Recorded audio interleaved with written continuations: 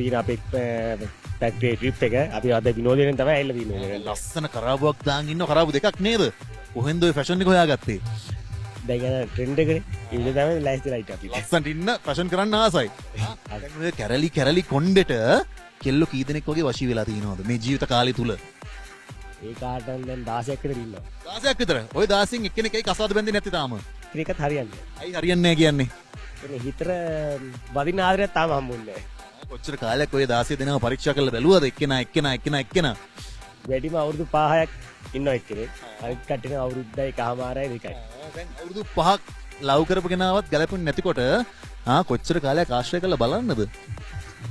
දැන් නම් ආශ්‍රය කරන්නේ හම්බුන කෙනෙක් බඳින එක තමයි ඉන්නේ. ඕක තමයි අන්තිමට වෙන්නේ. දැන් try කරලා එක එක්කෙනා පහු කරන් ඇවිල්ලා අන්තිමට වඳින්න වෙන්නේ ටක් ගාලා හම්බුන කෙනෙක්ව තමයි.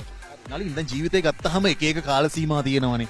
ඔයාගේ ජීවිතේට එක කාලවල ප්‍රශ්න නැති, සතුටින් ඉන්නේ නැති, දුක් වෙන්නේ නැති ජීවිතේ දරා ගන්න බැරි දවසකුත් තිබිලා තියෙනවද? ජීවිතේ නම් ඉතින් දරා ගන්න බැරි ගොඩාක් ඉන්නේ ෆැක්ටරියේ තමයි. අපි වැඩ කරනකොට එක ප්‍රශ්න එනවා. ඒත් ඒකේ වෙලාවට විතරයි අපි සාමකාමී ආපෝ විදිහට ෆැක්ටරි විදිහට හැරිසෙලා ඒක ඒ විලාම අමතක කරලා දානවා. තමයි නලින්ට අසාධාරණිය පෙන්වන්න බැයිද? ඔව් ඒක නම් පෙන්වන්නේ. එහෙම අසාධාරණයක් දැක්කම ඔයාගේ හැසිරීම කොහොමද? ඒලාට ඉතින් සිංහෙක් වගේ තමයි. සිංහෙක් වගේ කඩාගෙන පනිනවා. අනුන්ගේවට මෙදියත් වෙලා තමයි බෙල්ල තියන්නේ. අනුන්ගේවට බෙල්ල තියලා මේ පරිප්පු කාපු අවස්ථාවක් තියෙනවද? එහෙම තියෙනවා. ගොඩාක් තියෙනවා අනුන්ගේ බෙල්ල දාන්න දීලා. හරියි. අවසානයේට අපිට අපි දිහාම හැරිලා බලද්දී ආත්ම තෘප්තියක් තියෙනවා. අපි මේ දේවල් කරලා තියෙන්නේ සාධාරණ වෙනුවෙන් කියලා නේද? එහෙම. බොහොම ස්තුතියි මගෙත් එක්ක කතා කරන්න එකතු වුණාට.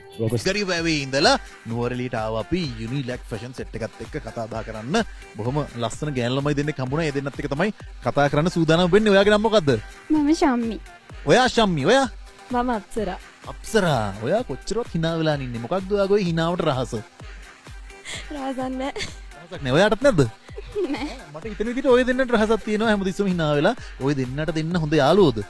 ඔව් යාළුවා. කොච්චර කාලෙකින් තියෙන යාළුකමක්ද මේක? දැන් අවුරුදු 1කමාරක් විතර. අවුරුදු එකමාරක්. ඒ කියන්නේ මෙයාගේ රහස් මෙයා දන්නවා, මෙයාගේ රහස් මෙයා දන්නවා. එයාගේ රහසක් දන්නවනම් අද ඔයාට කියන්න සිද්ධ වුණොත් මොන රහසද ඔයා එලි කරන්නේ? අනේ එහෙම කියන්න බෑ ඉතින්. රහසමනේ නේද? ඔයාට කියන්නත් බැයිද? ඔයාගේ ආදරේට මොකද උනේ? ගැලපෙන්න තියෙන අයින් වුණා. ගැලපෙන්නේ නැහැ. ඔයාගේ ලග්නේ මොකද්ද? රුචික.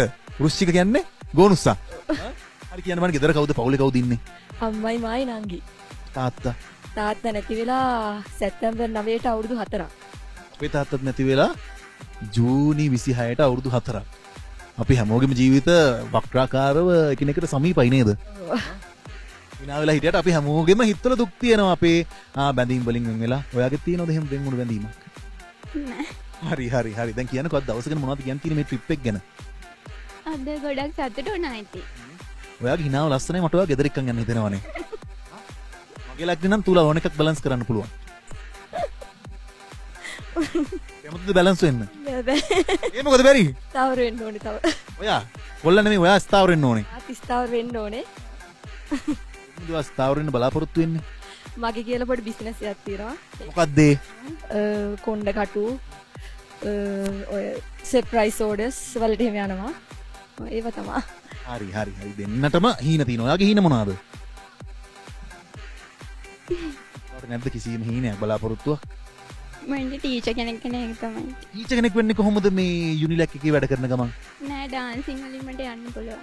යන්න පුළුවන්. කොහොමද යන්නේ? කොහොමද ඔයා යන්න බලාපොරොත්තු වෙන්නේ? ඒ කියන්නේ කෝස් එකක් කරලා එහෙම යන්න පුළුවන්. හරි දෙන්නගෙම හිතේ තියෙන බලාපොරොත්තු හැම දෙයක්ම සාර්ථක වෙන්න කියලා ප්‍රාර්ථනා කරනවා. දෙන්නගෙම එක ප්‍රශ්නයක් අහලා මම මේ කතාව නවත්තන්නම්. වැඩ කරන සෙට් එකේ ෆිට් එක සිරස ලන්ච් ටයිම් ටීවී ගැන මොනවද කියන්න තියෙන්නේ? සතුටුයි මේ වගේ දෙයක් කරන එක ගැන. පුළුවන් වෙලාවට බලනවා. ගොඩක් දුරට ෆෝන් එකෙන් තමයි බැලුවොත් බලන්නේ. ඉතින් සතුටුයි. ආවට thank you. වැඩ කරන සෙට් එකේ ෆිට් එක සිරස ලන්ච් ටයිම් ටීවී අපිත් එක්ක සෙට් වෙලා ෆිට් වෙන්න කැමතිද? එහෙමනම් 076 30 25 317 කියන දුරකථන අංකයට දැම්ම කෝල් කරන්න නැත්නම් WhatsApp කරන්න. ඉතින් මේ වැඩ කරන සෙට් ජීනට ඇන්දා රජකුමරිට ඇන්දා දකින කෙල්ලෝ ඇසුරු කරන කොල්ලන් ඕනෑ මයි පක්කල මේ තොට මුල ළඟ දිය රළ සැඩ නැගේ ගහල වැලි මල් පිපිලා රුක්කු නැමේ Lunchtime TV. Lunchtime TV.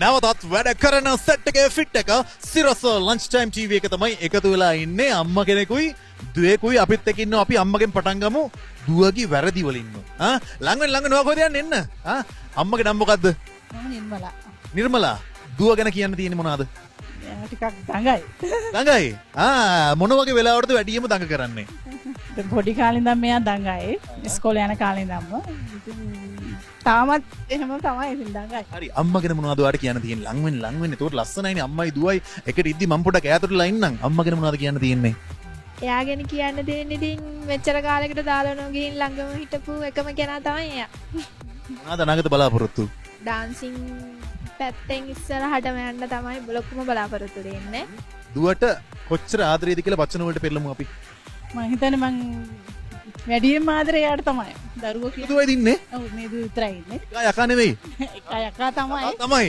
ඔයා කොච්චර ආදරේද අම්මට ඒක ඔයත් අම්මා වගේම වචන වලටම පෙරලලා කියමු එයා තමයි මගේ ජීවිතේ වගේ පොඩි දේවල් නෙමෙයි වගේ හදවතින්ම හද පතුලෙන් මෙන්න දේවල් අපි කියමු අං ඔයාලට ගොඩක් ආදරේ යන්නේ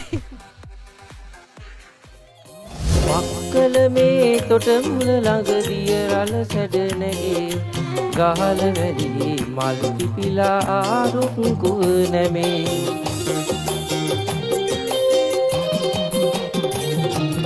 ඇච්ජාවෙන් මුව රතු වී නෙත් ඔබානවී නාන තොටින් නුඹ යනවද විමල් වැහි පොදේ නාන තොටින් නුඹ යනවද විමල් වැහි පොදේ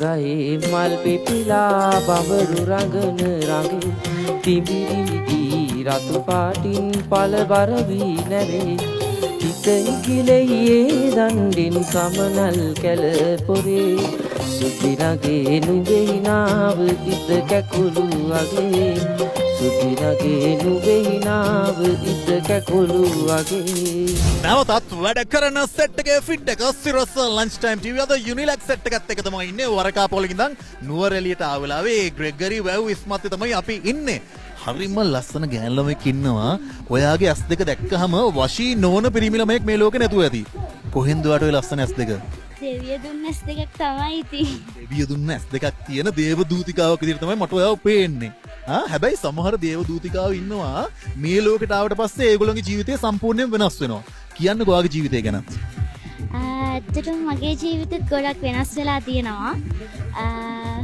මගේ නම කාංචනා ගිම්හානි මගේ ගම මොරවක මට සින්දු කියන්න පුළුවන් නටන්නත් පුළුවන් මං ඒ දේවල්ෙන් ඇත්තටම ගොඩක් සතුටු වෙනවා ගෙදර ගොඩක් ප්‍රශ්න නිසා මට මං අසනීප වුණා ඒකෙන් පස්සේ මම ගොඩක් ඩවුන් වුණා දැන් ටිකක් හොඳයි ඇත්තටම මම පොඩි බබෙක් විදිහට තමයි හැසිරුණේ චූටි බබෙක් විදිහට තමයි කතා කරේ ඇඳ පැළඳින්නේ කෑල් බීවේ ඒ දේවල් කරේ චූටි බබෙක් විදිහට ඇත්තටම බේත් වලින් තමයි චුට්ටක් අඩු උනේ දැන් අවුලක් නැහැ හැබැයි ගොඩක් චුට්ටක් නැත්තම් දුක හිතෙනවා ඇයි දුක හිතෙන්නේ ජීවිතය කියන්නේ දුකක් ඒක ඉගෙන ගන්න ඕනේ මුලින්ම ඒක ඉගෙන ගත්තොත් ඒක හිතට දාගත්තොත් අපිට දුක දැනෙන්නේ නැහැ හැබැයි ප්‍රශ්නේ අපිට වෙනකම් පිළිතුර හරි දාර්ශනිකයිනේ කියන්නකෝ මේ ලෝකේ වැඩියෙන්ම දුක් වෙන්නේ කවුරු නිසාද ගොඩක් කියන්නේ අම්මා ගැන තමයි අම්මට heart attack තියෙනවා එයා ගොඩක් දුක් විඳිනවා කියන්නේ තාත්තගේ ප්‍රශ්නත් එක්කම ඒ ප්‍රශ්නත් එක්ක ගොඩක් දුක් විඳිනවා දුකයි ජීවිතේ අගේ පණ තියෙන කල් මන් දැක්ක දෙවියන් නොබයි අම්මට කොච්චර ආදරේද කියලා මන් දන්නවා ඒකයි ඔච්චර ඇස් වලින් ඔය ලස්සන ඇස් දෙකෙන් කඳුළු වැටෙන්නේ මෙච්චර ලස්සන තැනකට ඇවිල්ලත් හරිද දැන් අම්මත් එක්ක තියෙන මිහිරිම මතකය මොකද්ද මම දැන් මේ අසනීප වෙලා ඉන්නදී යා ගොඩක් කැඬුවා ගොඩක් අසරණුවා එයාලා හිතුවේ මාව ගොඩ ගන්න බැරි වෙයි කියලා දැන් ඉතින් යා සතුටු වෙනවා චුට්ටක් හරි ඒකින් අර ඇවිල්ලා තියෙනවනේ ඉස්සරහට දෙයක් සතුටුයි ඉතින්. මෙච්චර ලස්සන දවසකට ඇවිල්ලත් හරිද දුවගෙන ආව මේ පැත්තට මම දැක්කවා මෙතන හිටියේ නෑනේ ඇයි මට ඔයාගේ දුක කියන්න හිතුවේ ඇත්තටම මං ඔයාගේ වීඩියෝස් බලනවා. ඇත්තටම මම මේ වගේ දේවල් වලට හරි ආසයි. ඒ කියන්නේ සින්දු කියන්න, ඩාන්ස් කරන්න, මේ වගේ කතා කරන්න මං ආසයි රඟපාන්න. අර chance එකක් නැති නිසා. මට බැයිද මං ඉස්සර රඟපාන්න මගේ පෙම්වතිය වගේ. හා. මට I love you කියලා කියන්නකෝ මගේ හිතට දැනෙන විදිහට. අයියේ. මං ඔයාට ගොඩාක් ආදරෙයි. මට ඔයා ලැබුණේ ඇත්තටම මට හිතාගන්න බෑ. ඇත්තටම හරි ආදරණීයයි. ඔයාගේ ඇස් කතොල් ඒ ඇස් වලින්ම මූණෙන්ම පේන ඔයාගේ ආදරේ. ඇත්තටම මං අට ගොඩාක් ආදරෙයි.